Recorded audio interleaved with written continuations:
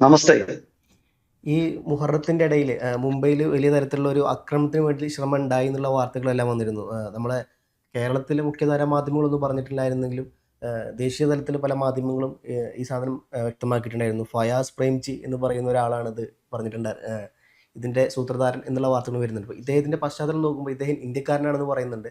അതേസമയം തന്നെ ഒരുപാട് കാലം ഇറാനിൽ താമസിച്ചു എന്നുള്ളതും പറയുന്നുണ്ട്. പക്ഷേ അദ്ദേഹം തന്നെ പറയുന്നത് അദ്ദേഹം ഇറാനിയൻ ഓർത്തഡോക്സ് ചിന്താഗതിക്ക് എതിരായിട്ടുള്ള ഒരാളാണെന്നും പറയുന്നുണ്ട്. അപ്പോൾ എന്തിനാണ് അദ്ദേഹം ഇത്രയും കാലം അവിടെ പോയി താമസിച്ചത്? അദ്ദേഹം തന്നെ പറയുന്നു അദ്ദേഹം ഇറാനിയൻ അതിനെതിരാണ് എന്നുള്ളതും. ഇറാന് പിന്നീട് അദ്ദേഹം പറഞ്ഞ മറ്റൊരു കാര്യം, ഇന്ത്യയേക്കാൾ വളരെ നല്ല സ്ഥലമാണ് ഇറാൻ എന്നുള്ള ഒരു ചിന്താഗതിയിൽ നിന്ന് അദ്ദേഹം അങ്ങോട്ട് പോയത് എന്നുള്ളതും, അതല്ല എന്നുള്ളത് തിരിച്ചറിഞ്ഞുകൊണ്ടാണ് തിരിച്ചു വന്നത് എന്നുള്ളൊരു സാധനം അദ്ദേഹം പറയുന്നുണ്ട്. പക്ഷേ അതത്ര വിശ്വാസനീയമായ കാര്യമല്ല.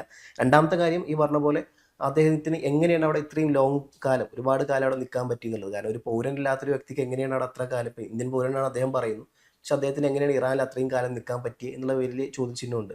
അപ്പോൾ യഥാർത്ഥത്തിൽ ഇതിൻ്റെ ഒരു സത്യാവസ്ഥ എന്താണ്? കഴിഞ്ഞ മുഹറം ഘോഷയാത്രയിൽ പങ്കെടുക്കുന്ന ആൾക്കാർക്ക് ഈ വൈറ്റമിൻ ഗുളിക എന്ന പേരിൽ വിഷഗുളികകൾ സപ്ലൈ ചെയ്ത ഒരു വ്യക്തിയാണ് ഫയാസ് പ്രേംജി. ഈ ഫയാസ് പ്രേംജി ഇപ്പോൾ NIA കസ്റ്റഡിയിലാണ്. പോലീസിന്റെയും NIA ഒക്കെ ചോദ്യം ചെയ്യലുകൾക്ക് വിധേയനാണ്.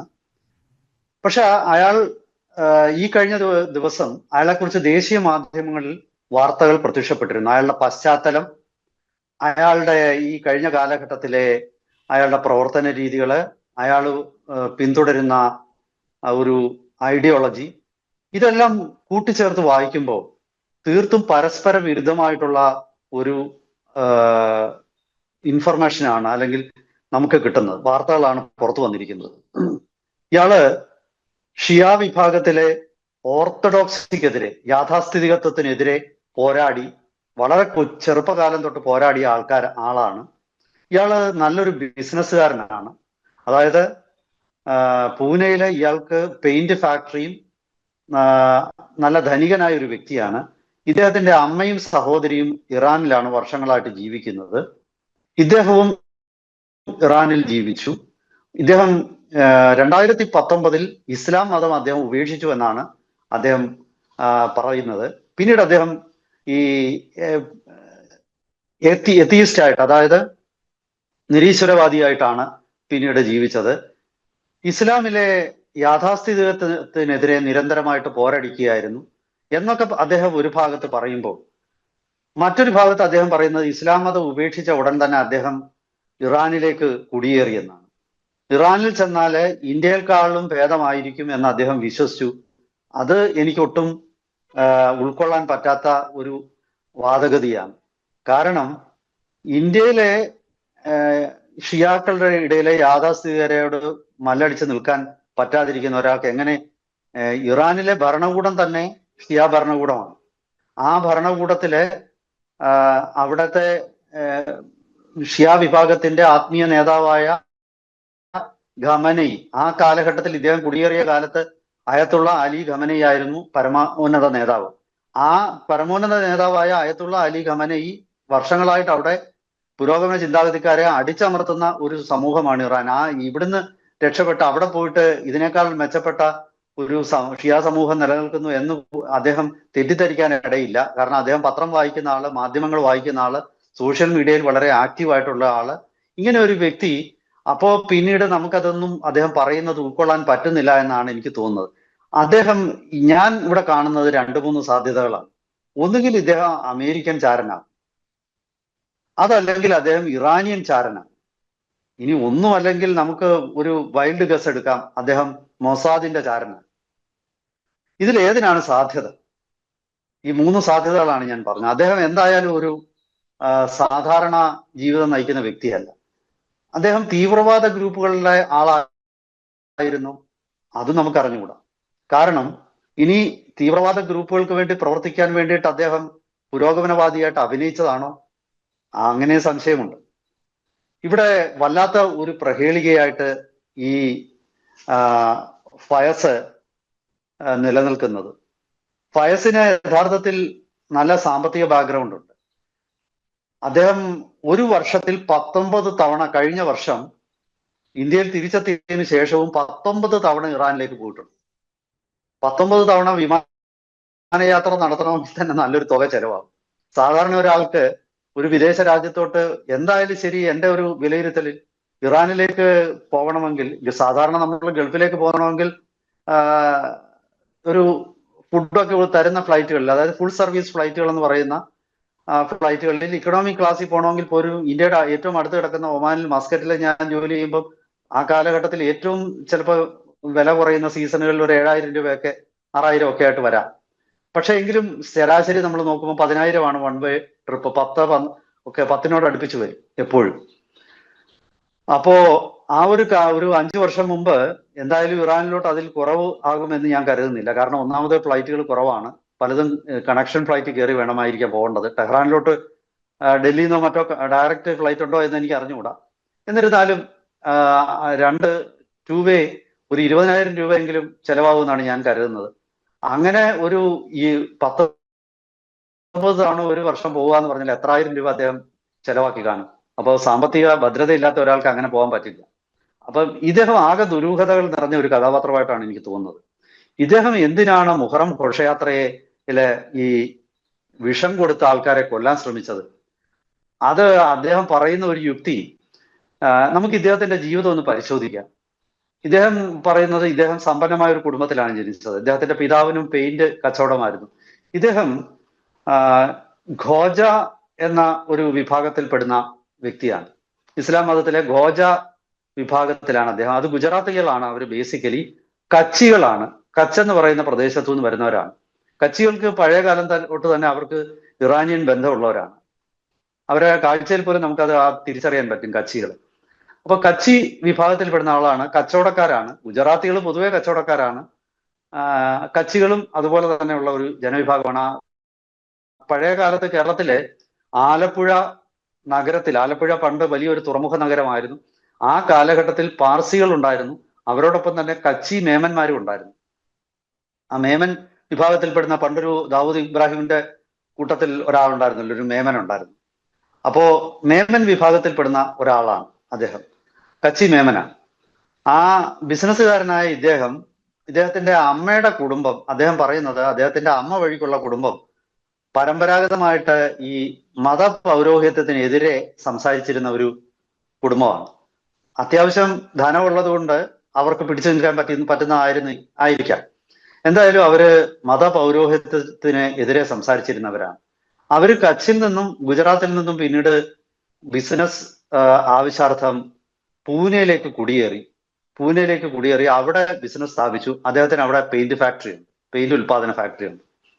അപ്പോ ഇദ്ദേഹത്തിന് മതപൗരോഹിത്യത്തിനും യാഥാസ്ഥിതികർക്കും എതിരെ ഇദ്ദേഹം നടത്തിയ നിരന്തര പോരാട്ടത്തിന്റെ ഫലമായിട്ട് ഇദ്ദേഹം മതത്തിലെ യാഥാസ്ഥിതികരുമായിട്ട് ഇദ്ദേഹം പലപ്പോഴും സംഘർഷങ്ങളിൽ ഏർപ്പെട്ടു.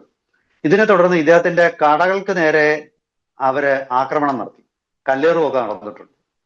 അങ്ങനെ ഇവര് ഈ മതപുരോഹിതന്മാരും യാഥാസ്ഥിതികരും ഉൾപ്പെടുന്നവരെ ഈ ഫയാസിനെതിരെ പോലീസിൽ കള്ളക്കേസ് കൊടുക്കുകയും അവരുടെ ധനവും സ്വാധീനവും ഒക്കെ ഉപയോഗിച്ച് ഇയാളെ അറസ്റ്റ് ചെയ്യിപ്പിക്കുകയും ചെയ്തിട്ടുണ്ട്.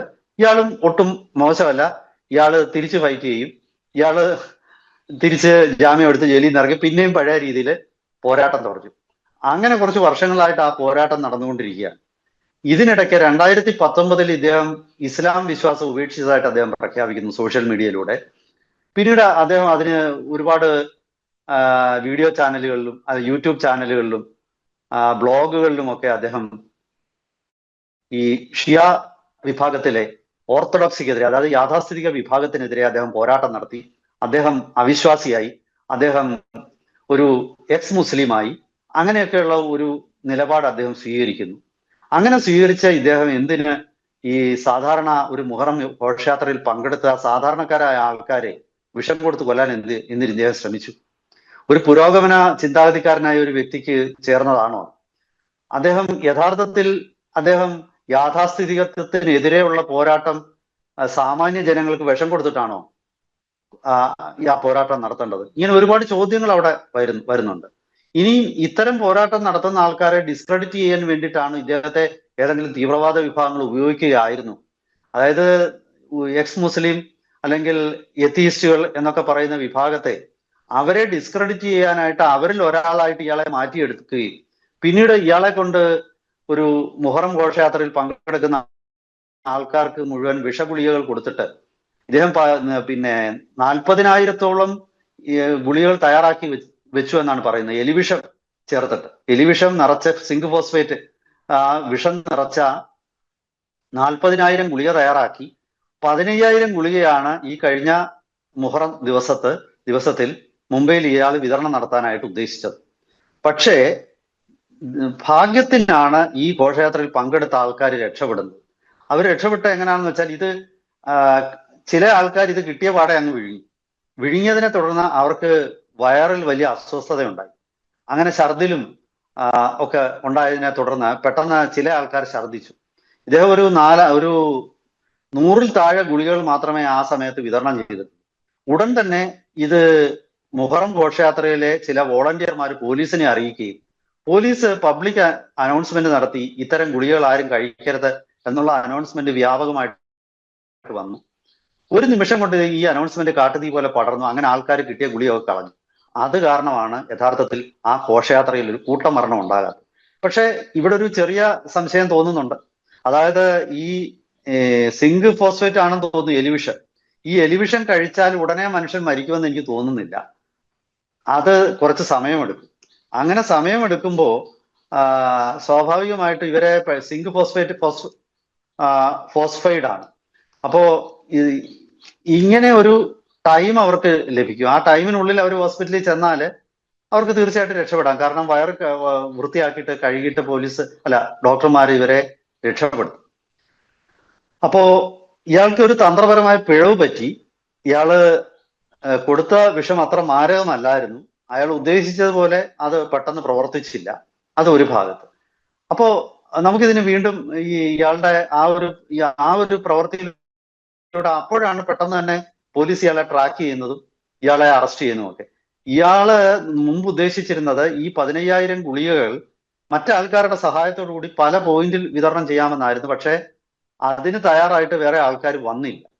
ഇയാൾ അവിടെ ഈ ഗുളിക വിതരണം ചെയ്യാൻ ആൾക്കാരെ തിരക്കെങ്കിലും ആരെയും കിട്ടിയില്ല ഇയാൾക്ക്. ഒരുപക്ഷെ ആൾക്കാർക്ക് സംശയം തോന്നിയിട്ടുണ്ടാവാം.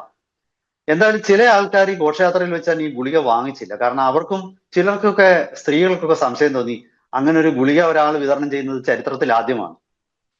അപ്പോ ചില പ്രത്യേകതകൾ കാരണം ഇയാളിൽ സംശയം ജനിച്ചത് കാരണമാണ് യഥാർത്ഥത്തിൽ ഇയാളുടെ പദ്ധതി നടപ്പാക്കാതെ പോയത്. അപ്പൊ നമുക്ക് വീണ്ടും ഇതിന്റെ ഇപ്പോഴത്തെ ഒരു മുഖ്യ വിഷയം ആരാണ് ഫയസ്? ആരാണ് ഇയാള്?